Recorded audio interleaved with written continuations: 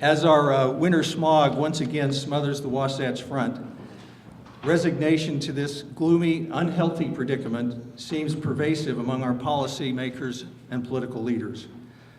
Furthermore, they are allowing events to unfold that will make our situation even worse. It is clearly time for citizens to start taking matters into their own hands.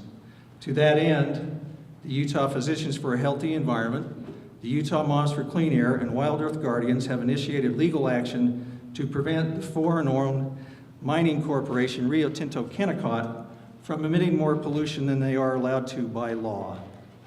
Other environmental groups are likely to follow. To put it simply, at the heart of this initiative is this issue. Despite making record profits, Rio Tinto Kennecott still won't spend the money in good faith to control their pollution and clean up their mess.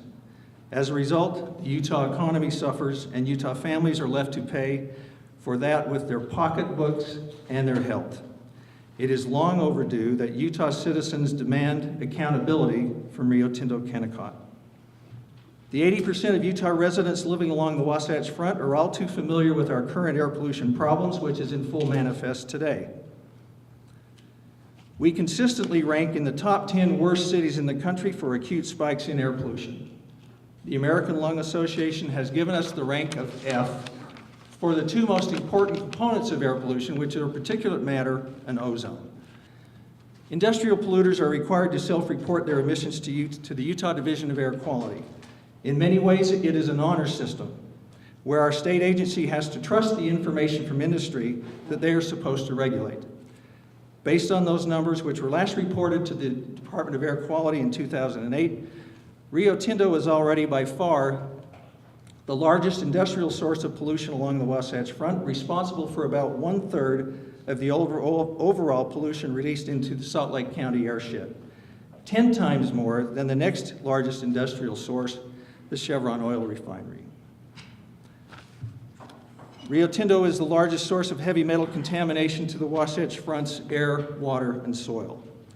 For example, their smelter emissions of lead alone are 6,235 pounds per year as they self-report.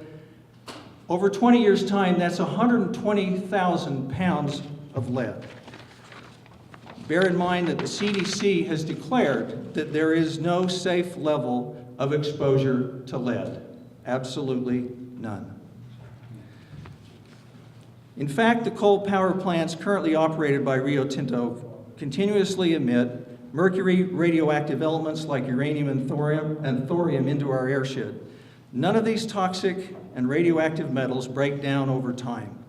Our children's exposure to them steadily increases year after year. The Great Salt Lake has already experienced the highest levels of mercury contamination of any body of water in the United States, although much of that, or at least some of that, comes from other sources besides Rio Tinto.